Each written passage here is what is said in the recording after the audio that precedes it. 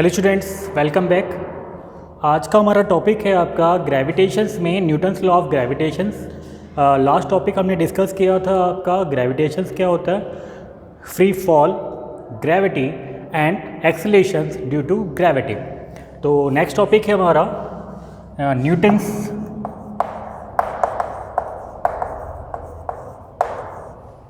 Law of gravitation.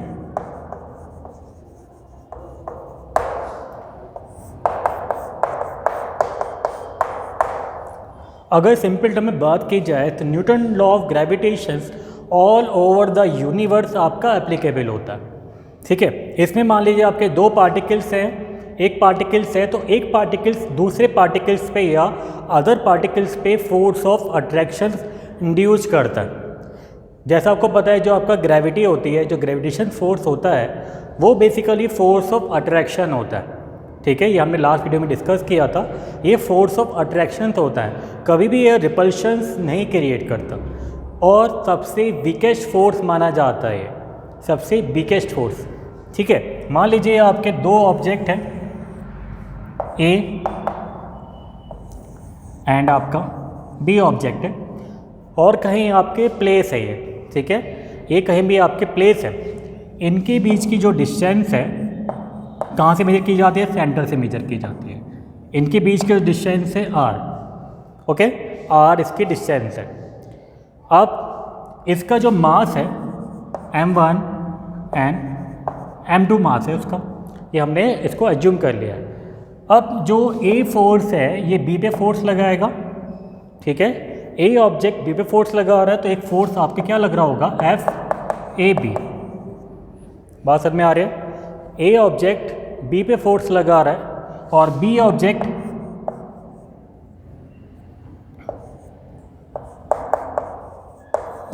ए पे force लगा रहा है। तो यानी मीन्स इनके बीच में क्या है, आपका एक फोर्स ऑफ अट्रैक्शन है। अब ये फोर्स ऑफ अट्रैक्शन कितना होगा, ये हमें लॉ दिया था न्यूटन्स लॉ ने, या न्यूटन्स लॉ ऑफ ग्रेविटी ने, न्यूटन्स ने दिया था ये। और बेसिकली आपने इसके कुछ स्टोरी सुन रखी होगी कि एक एप्पल्स है आपका, एक एप्पल गिरा था न्यूटन्स के सिर पे। ठीक है, तब से उसको एक आइडिया है कि ऐसा क्या है कि आपके जो ऑब्जेक्ट है वो हमेशा ऊपर से नीचे की ओर गिरता है, नीचे से ऊपर की ओर मूव नहीं करता है। ठीक है, करता है लेकिन हम क्या करें, फोर्स लगाना पड़ रहा है। तो यहाँ भी फोर्स है लेकिन विदाउट एक्ट एनी फोर्स, वो ऑब्जेक्ट अपने आप ही नीचे थ्रो हो रहा है। तो बोला गया था कि जो एफ फोर्स लग रहा है, एफ फोर्स जो लग रहा है किसके प्रोपोर्शंस होगा आपका, ये product of the m1 and m2 के। ठीक है, the product of the m1 and m2 के। ये पॉइंट्स क्लियर है, जो फोर्स लग रहा है आपका वो m1 एंड m2 के प्रोडक्ट के प्रोपोर्शनल्स होगा। सेकंड, फिर इनके बीच की जो डिस्टेंस है, इनके बीच की डिस्टेंस है वो कैसे आपके, ये इन्वर्सली प्रोपोर्शनल्स है। बात समझ में आ रही है, ऑब्जेक्ट m1 एंड m2 है, इनके बीच की डिस्टेंस आपकी r है, तो जो आपका फोर्स होगा वो आपके दो पॉइंट्स पे डिपेंड करता है, एक ऑब्जेक्ट का मास और एक उनके बीच की डिस्टेंस, यानी r square F proportional to m1 into m2, F proportional to upon r square. ये इसको इन्वर्सली प्रोपोर्शनल्स है। अगर इनको हम ऐड करेंगे, इनको हमने ऐड किया तो कुछ फॉर्मूला आपका ये बनेगा, F proportional to m1 into m2 upon r square. ये एक फॉर्मूला दिया था, एक लॉ दिया था न्यूटन्स लॉ ने, या न्यूटन्स ने एक लॉ दिया था। अब थोड़ा सा इसमें क्या होगा, हमें प्रोपोर्शनल साइन हटाना होता है तो एक हमें कांस्टेंट ऐड करना होता है। ठीक है, अगर हमें प्रोपोर्शनल साइन हटाना है तो हमने क्या किया, एक कांस्टेंट ऐड किया, एक कांस्टेंट हमने यहाँ पे ऐड कर दिया है। अब ये जो कांस्टेंट है जी, ये बोला जाता है आपका यूनिवर्सल कांस्टेंट। ये यूनिवर्सल कांस्टेंट बोला जाता है ये आपका, और ये ऑल ओवर द यूनिवर्स, इसकी जो वैल्यू होगी वो ऑल ओवर यूनिवर्स आपकी सेम होगी। अब यहाँ पे इसको हमें एक फॉर्मूला में क्या पुट करना है, ये आपका F equal to G into m1 into m2 upon r square. ये दिया न्यूटन्स लॉ या Newton's law of gravitation, Newton's ने दिया। अब इसको देख लेते हैं। When a particles attract to other particles by a force which is equal to the product of the two masses of a object and the distance is inversely proportional to square of that distance। जो distance कैसे है आपके inversely proportional है और कैसे आपका square है, आपका स्क्वायर ऑफ दैम। तो g into m1 into m2 upon R square. तो हम बात करते हैं, आपका नेक्स्ट पॉइंट है आपका g। ये g क्या होता है एक बार देख लीजिए इसको।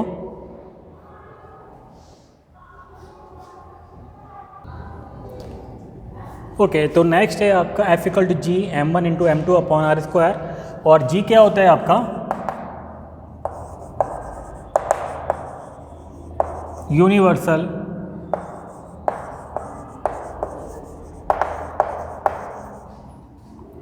Constant.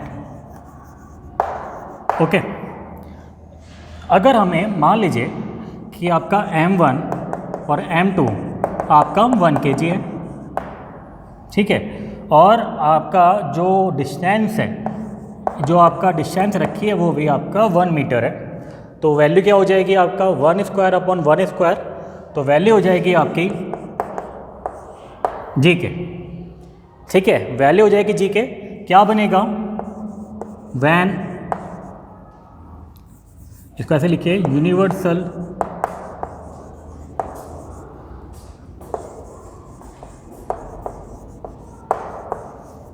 Gravitational constant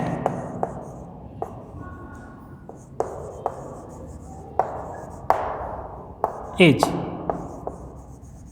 equal to force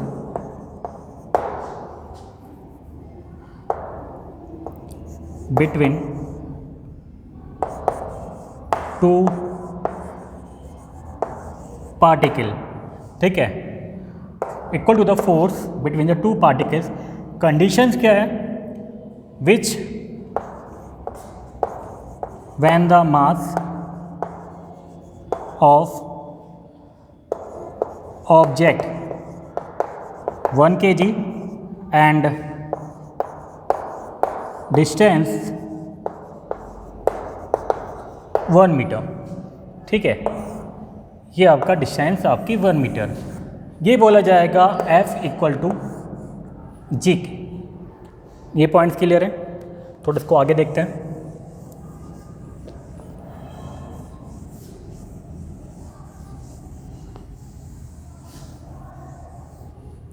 फिर हम बात करते हैं जी की आपकी जो वैल्यू होती है वो क्या होती है। तो जी की वैल्यूज़ के बात करने से पहले हम बात कर रहे हैं व्हाट इज़ द जी।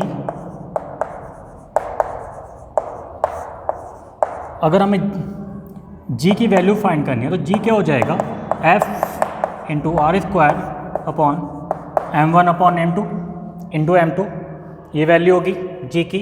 अब इसकी यूनिट देख लेते हैं। फोर्स की होती है न्यूटन, डिस्टेंस हो गया आपका metre square, kg into kg square. तो यूनिट हो गई आपकी newton metre square upon kg square. और इसकी जो जी की वैल्यू होती है 6.67 इंटू 10⁻11 न्यूटन मीटर पर kg स्क्वायर। ये आपके पास जी की वैल्यू होती है। और जी की जो वैल्यू होती है आपकी, ये ऑल ओवर द यूनिवर्स आपकी सेम रहती है। सेम मीन्स अर्थ पे भी सेम रहेगा, आपका मून पे भी सेम रहेगा, आपकी ये वैल्यू जुपिटर पे भी, आपके वीनस पे भी, ऑल ओवर द यूनिवर्स आपकी सेम रहेगी। जैसे आपके कल जी के बारे में, जैसे आपको कल लास्ट वीडियो में बताया गया था, जो जी की वैल्यू थी वो वेरी कर रही थी, इवन अर्थ पे भी आपकी वो वेरी कर रही थी। बट ये जो जी की वैल्यू है, कैपिटल जी, ये वैल्यू आपकी वेरी नहीं कर रही है, ये ऑल ओवर यूनिवर्स आपकी कांस्टेंट रहती है। अब ये जी किसी भी चीज़ पे डिपेंड करता है, किसी एनी ऑब्जेक्ट, सरफेस, नहीं, इसका आंसर होगा नो, क्योंकि ये कैपिटल जी की जो वैल्यू है ये किसी और ऑब्जेक्ट, सरफेस, प्लैनेट, उसके मास, उसकी रेडियस, एनीथिंग, किसी पे भी आपकी डिपेंड नहीं करती है। ये फोर्स ऑफ बात कर रहे हैं फोर्स की, न्यूटन्स लॉ ऑफ ग्रेविटेशंस की, तो ये आपका सेंटर फोर्स है। सेंटर फोर्स का मीन्स होता है आपका जो भी ऑब्जेक्ट है उसके सेंटर पे जो ऑब्जेक्ट लग रहा है, यानी फोर्स लग रहा है, उसकी बात कर रहे हैं। अगर हम एक अर्थ है, ठीक है, ये इसकी सेंटर से रेडियस आ रही है और एक आपका एक ऑब्जेक्ट रखा है m1 मास का, ठीक है, और हमने अर्थ का जो मास माना है वो हमने m ही माना है। तो इस लॉ से क्या हो जाएगा, फोर्स बिटवीन मास एंड इस ऑब्जेक्ट में, कि आपका जो मास है रखा और जो अर्थ है हो जाएगा force equal to g into m1 into me, यानी दो प्रोडक्ट है। किसका प्रोडक्ट है आपका ये m1 एंड m2 का, यानी मास, ऑब्जेक्ट के मास का। तो एक ऑब्जेक्ट आपका ये हो गया, ये पूरी अर्थ है, और दूसरे एक ऑब्जेक्ट यहाँ रखा है, इसको m1 अपॉन डिस्टेंस कितनी हो गई आपकी r स्क्वायर, ठीक है। अगर ऑब्जेक्ट थोड़ा सा हाइट पर रखा है तो ये क्या हो जाएगा, थोड़ी ये वाली h इसमें ऐड हो जाएगी, और फॉर्मूला हो जाएगा आपका इस कंडीशंस पे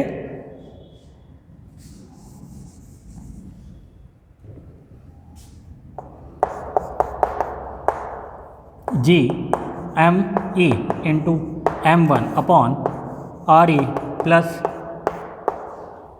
h स्क्वायर, ये इसकी वैल्यू हो जाएगी।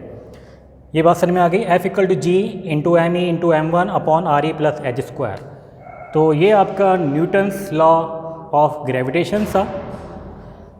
इसमें एक पॉइंट और ऐड कर लीजिए, ये केवल आपका अट्रैक्शंस पे वर्क करता है, अट्रैक्शंस, ओनली अट्रैक्शन, ठीक है, इसमें रिपल्शंस नहीं होता है। सेकंड पॉइंट, ये न्यूटन थर्ड लॉ भी एप्लीकेबल करता है। न्यूटन थर्ड लॉ कैसे हो गया, अभी आपको बताया गया था,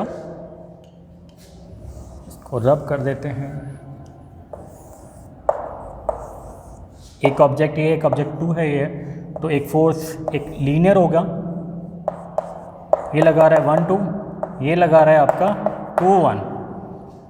तो अगर इक्वल रखेंगे तो क्या हो जाएगा, माइनस F21,